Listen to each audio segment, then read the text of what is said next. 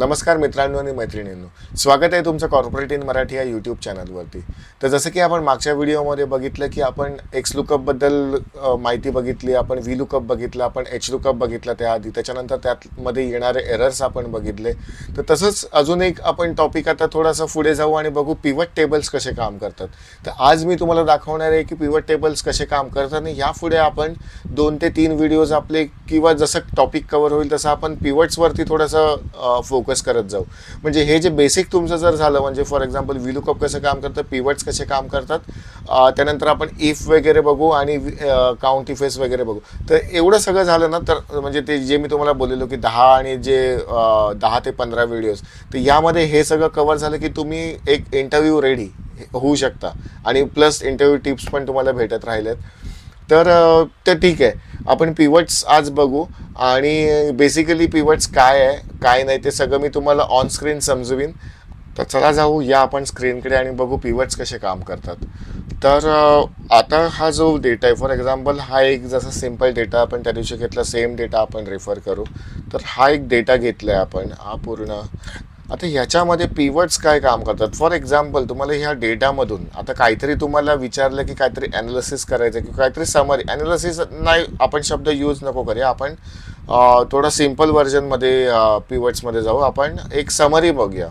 Okay, तर for example आपण आता तुम्हाला विचारलं की इथे तर जेंडर आहे. ओके, ह्या टोटल डेटा आहे 101. सो एक 1000 एम्प्लॉईजचा हा डेटा आहे. आता तुम्हाला विचारलं की ह्याच्यामध्ये मेल किती आहेत, फिमेल किती आहेत.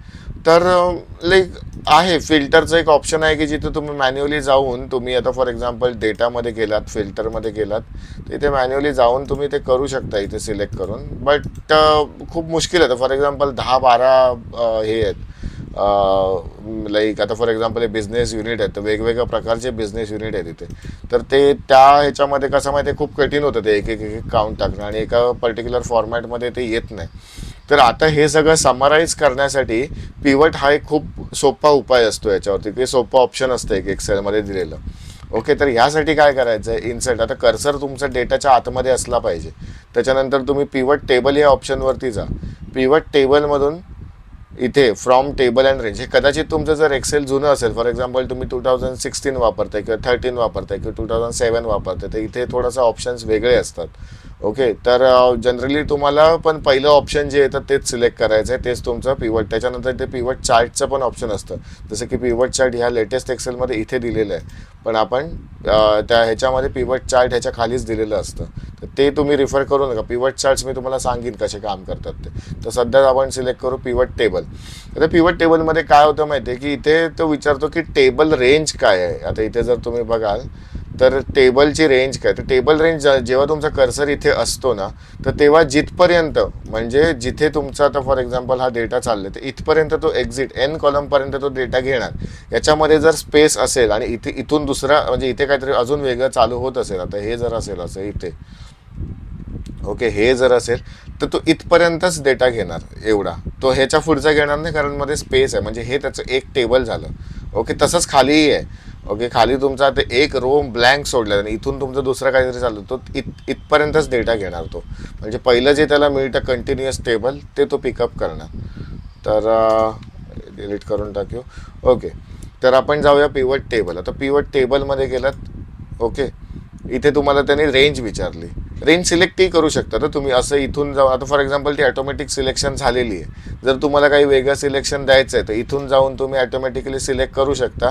आणि जर तुम्हाला तिथे डेफिनेट माहिती नाही की आता ड्रॅग तर तुम्ही करू नाही शकत, तर इथे माऊस ठेवा आणि कंट्रोल-A प्लेस करा. कंट्रोल-A सिलेक्ट ऑलसाठी असतं. ओके, तर कंट्रोल-A करा किंवा शक्यतो काय करा, तिथे कर्सर तुम्ही ठेवा इथे कुठेही डेटामध्ये जिथे तुम्हाला पिवट मारायचं आणि पिवट टेबलवरती द्यायचा. सगळ्यात सोपा उपाय आहे.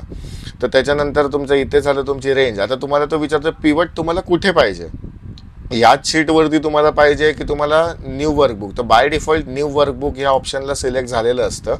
एक्झिस्टिंगमध्ये ते कधी तुम्हाला जर एका ह्याच्यामध्ये तुम्हाला 3-4 पिवट मारून एक डॅशबोर्ड बनवायचं आहे तर ते एक्झिस्टिंगवाला ऑप्शन कामाला येतं त्या केसमध्ये. तर आपण आता बघू न्यू वर्कबुकमध्ये आपण बघूया, कारण जनरली हे बाय डिफॉल्ट असतं आणि तुम्हाला वेगवेगळे ॲनालिसिस करायचे असेल तर न्यू वर्कबुक सिलेक्ट करा, कारण ते कन्फ्युजन नाही होणार, नाही तर ते कन्फ्युजन होत राहतं बऱ्याच वेळा. तर आता लोकेशन इथे घ्यायची गरज नाही आहे, कारण आपण न्यू वर्कबुक म्हणजे तो ॲटोमॅटिकली एक नवीन शीट क्रिएट करणार आणि त्याच्यामध्ये तुमचं पिवट टेबल जाणार. ओके, तर आता इथे मी जातो आहे न्यू वर्कबुक. इथे तुमचं आता हे पिवटचं तुमचं हे आलेलं आहे ऑप्शन. तर आता इथे तुम्हाला काय पाहिजे, आता हे बघा इथे रोज आणि कॉलम दिलेले आहेत. आता आपण आधीच बघितलं कॉलम म्हणजे काय, हे जे उभे उभे आहेत हे बघा, हे असं हे जे कॉलम आहेत हे कॉलम आहेत आणि हे जे आहेत हे 1 2 हे जे रोज आहेत. तर आता इथे गेल्यानंतर ना सिम्पली आता आपल्याला डेटा एवढं हे बेसिक आपल्याला आधी कळायला पाहिजे. आता फॉर एक्झाम्पल आपल्याला मेल आणि फिमेल सांगितलं आहे आणि आपल्याला म्हटलं की कंट्री वाईज तुम्ही मला सांगा की मेल आणि फिमेल किती आहेत. तर कुठे म्हणजे कंट्री तुम्हाला इथे ह्यामध्ये तुम्हाला कंट्री पाहिजे की इथे तुम्हाला कंट्री पाहिजे, हे आपण थोडंसं ना कसं त्याचं लुक्स. आता फॉर एक्झाम्पल जास्त डेटा आहे म्हणजे जसं खाली खाली खाली खाली मोठा डेटा, तर कंट्री म्हटल्यावरती खूप असू शकतात. जेंडरमध्ये मेल आणि फिमेल किंवा ट्रान्सजेंडर किंवा अदर हे 4-5च ऑप्शन येऊ शकतात जेंडरमध्ये. ते जनरली आपण इथे घेऊया, कारण इथे तुम्हाला ना असं स्क्रोल करायला हे बघा इझिली असं स्क्रोल होतं खालीवरती, पण तुम्हाला हे स्क्रोल करायला करू कसं पण शकता तुम्ही. तर इथे आता फॉर एक्झाम्पल मी तुम्हाला उदाहरण घेऊन दाखवतो. आता कंट्री, तर कंट्री मी इथे घेतलं, इथे कमी येते डेटामध्ये कंट्रीज मल्टिपल असू शकतात. आता सिटीज असेल ना तर सिटीज बघा भरपूर असतील. आता हे सिटीज, तर हेच सिटीज जर तुम्ही इथे घेतलात ना तर हे बघा ते त्याच्या स्क्रीनच्या बाहेर पण जाते तिथे. तर रीड करायला डेटा काय सोपं पडेल, म्हणजे तुमच्या नजरेला वन व्ह्यूमध्ये काय भेटेल ना त्याला रीडिंग बोलतात, डेटा म्हणजे त्याचा व्ह्यू बोलतात, सॉरी. तर त्याला प्रेझेंटेशन असं बोलतो आपण, डेटा प्रेझेंटेशन. तर ते किती तुम्ही व्यवस्थित करू शकता याच्यावरती सगळं डिपेंड आहे. आता सिटी मी फॉर एक्झाम्पल इथे मी माझी सिटी घेतली. ओके, तर आता त्याच्या इथे वरती आपण काय घेणार, मेल फिमेल आपल्याला बघायचं आहे किती आहे, सिटी वाईज आपण काढतोय मेल फिमेल जेंडर किती आहे. तर हे बघा मेल आणि फिमेल आणि त्याचं टोटल. आता काय आपल्याला इथे आपल्याला व्हॅल्यूज घ्यायचे आहेत. आता व्हॅल्यूज काय घ्यायचे, कधी पण तुम्ही ही सिटी जी घेतली ती पण व्हॅल्यूजमध्ये घेऊ शकता किंवा जेंडर पण घेऊ शकता किंवा कुठलं म्हणजे काहीतरी एक व्हॅल्यू पाहिजे. तर आता फॉर एक्झाम्पल मी आता तुम्हाला फरक सांगतो की कुठली पण व्हॅल्यू घ्यायच्यामध्ये आणि ठराविक व्हॅल्यू घ्यायच्यामध्ये फरक काय. आता एम्प्लॉई आय डी तुम्ही घेतलात ना, इथे सम आला सम. ओके, आणि इथे किती आले बघा, हे भरपूर आले. तर एवढा तर आपला डेटा पण नाही. तर हे काय केलं त्यांनी, जे तुमचे इथे आहेत ना ह्या सगळ्याचा त्यांनी सम केला. म्हणजे आता फॉर एक्झाम्पल जे मेल, आता इथे हे बघा हे 2 फिमेल आहेत, तर ह्याने इथं सम केलं या 2 याची 5401. तर का त्यांनी सम केला, कारण तिथे number format by default present होता, त्याच्यामुळे त्यांनी सम घेतला तिथे.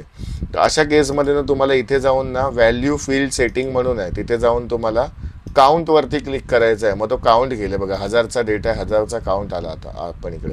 तर आणि ही मिस्टेक जर अवॉइड करायची असेल ना जनरली, आता नंबर कधी कधी घ्यावेच लागतात, म्हणजे नंबर कॉलम कधी कधी पर्याय नसतो, पण आता सध्या आपल्याकडे डेटामध्ये पर्याय आहे, म्हणजे फुल नेम आहे आपल्याकडे त्याचं. तर नाव जर तुम्ही इथे घेतलं तर ऑटोमॅटिक काउंट घेतो. आता इथे नावामध्ये तो काही 1 2 3 4 काउंट नाही करू शकत, म्हणजे त्याचं सम नाही करू शकत, त्याचं इन शॉर्ट ॲड नाही करू शकत काहीच, म्हणून त्यांनी काउंट घेतलं. तर ऑप्शन असताना आपण हे यूज करू शकतो. तर आता इथे तुमचा डेटा काय सांगतोय की ऑस्टिन या सिटीमध्ये मेल एवढे आहेत, सॉरी मेल एवढे आहेत आणि फिमेल एवढे आहेत, 54 फिमेल आहेत, 45 मेल. तर हे याचा सगळ्याचा टोटल. तर हे झालं तुमचं पिवट टेबल. आता थोडं ॲडव्हान्स स्टेजला जर तुम्ही जाल तर पिवटमध्ये तुम्ही अजूनही काही करू शकता. आता फॉर एक्झाम्पल तुम्हाला सांगितलं की सिटी वाईज मला जर आता पाहिजे. ओके, तर इथे सिटी घेऊया आपण, कुठे सिटी, सॉरी सिटी घेतली आपण, कंट्री वाईज पाहिजे जर बोलले तर हे बघा इथे वरती कंट्री, मग बघा कंट्री पण आली आणि त्याच्या खालचे सिटीज पण आले.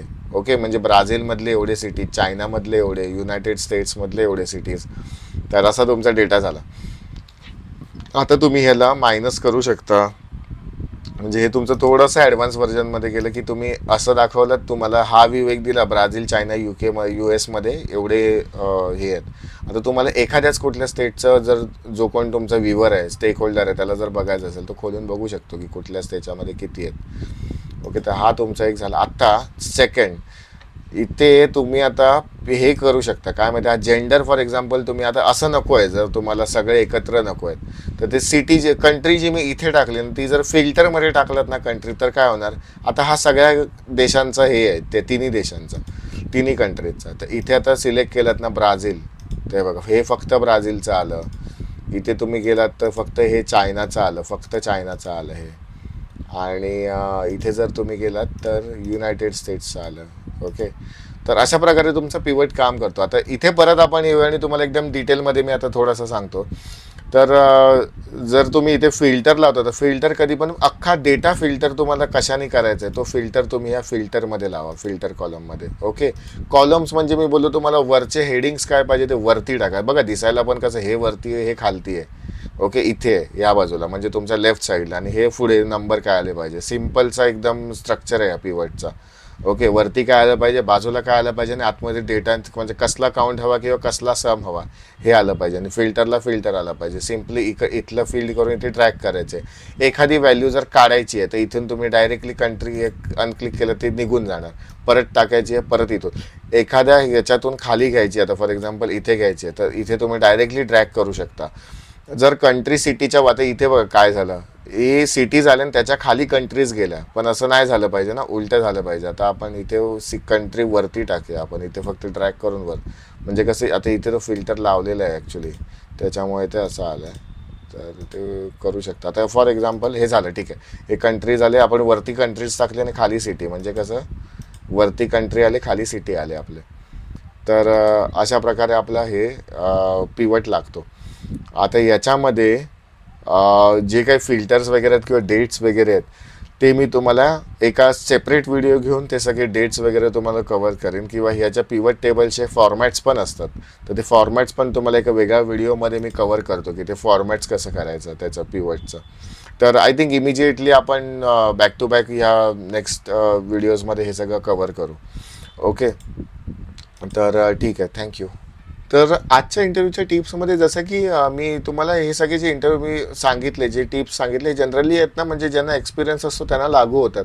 तर अजून एक म्हणजे मला एक फीडबॅक आला की तुम्ही की तू फ्रेशरबद्दल काय, म्हणजे जर ते कसं एक्सपिरियन्स त्यांचा एक्सप्लेन करतील किंवा काय, तर ते मी तुम्हाला सांगतो. जनरली जेव्हा फ्रेशर्सची हायरिंग होते म्हणजे आयदर ती कॅम्पसमधून होते किंवा ती म्हणजे ड्राईव्ह असतो एक की ऑफिसमध्ये इंटरव्ह्यूला बोलवतात, तर जनरली ना टेस्ट होते त्यांच्यासाठी, म्हणजे फ्रेशर्ससाठी ना एक टेस्ट असते विच इज म्हणजे मी पूर्ण हे नाही बोलू शकत की तुमचं थेअरी नॉलेज जे पुस्तकात तुम्ही वाचलं तेच तिथे येईल, असं काहीच असू शकतं की जे तुम्ही पुस्तकी अभ्यास जो केला आहे, म्हणजे जो तुमचं ग्रॅज्युएशन किंवा वॉट एव्हर ज्या तुमच्या फील्डमध्ये, तर त्याच्या रिलेटेड तुम्हाला क्वेश्चन्स विचारले जाणार. जर रिलेटेड फॉर एक्झाम्पल कॉमर्स शिकताय तुम्ही, तर अकाउंटिंगची इंटरव्ह्यूला जात आहे तर तुम्ही कुठल्या कंपनीमध्ये, तर टॅक्स बिक्स हे सगळे रिलेटेड क्वेश्चन्स तुम्हाला तिथे ते क्वेश्चन पेपर देणार तुम्हाला. त्याच्यावरती तुमचं एक्सपिरियन्स नाही आहे तुम्हाला, त्याच्यामुळे त्याच्यावरती तुमचं हे जज केलं जाणार. काय म्हणतं, मला परफॉर्मन्स बोलायचं नाही आहे, तुमचं नॉलेज जज केलं जाणार. ओके, की त्याच्यावरती. तर फ्रेशरसाठी ही टिप आहे. आणि कधी पण फ्रेशरसाठी जेव्हा जातं, जरा म्हणजे असं इंटरव्ह्यूला जात आहे ना एकदम शांतपणे, कारण आपलं एक वय असतं की आपण कॉलेजमधून आलेलो असतो आणि आपण थोडंसं चंचल असतो त्याच्यामध्ये, म्हणजे खूप आपल्या डोक्यामध्ये विचार. तर एकदम टेन्शन घेऊ नका, एकदम फ्रीली जा आणि एकदम फ्रीली आरामात एकदम शांतपणे इंटरव्ह्यू द्या तुमची. आणि पेपर वगैरे काय असेल तर तुमचं व्यवस्थित अटेंड करा.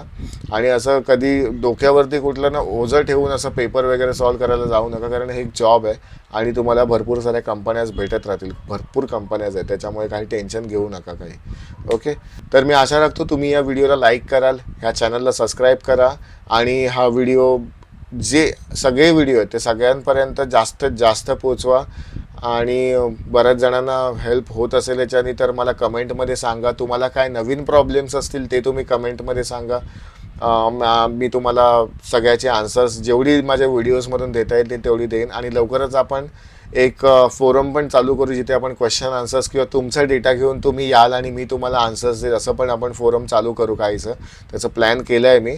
बट तुर्तास मी जसं बोललो की आपण हे जे इनिशियल जे आहे ना ते सगळे व्हिडिओज आपले पूर्ण झाले ना, म्हणजे एक इंटरव्ह्यू सिलेक्शनसाठी की आपण त्या टॉपिकला जाऊ, जिथे मी तुमच्या डेटावरती तुमचे प्रॉब्लेम मी सॉल्व करून द्यायला मी तर रेडी असेल.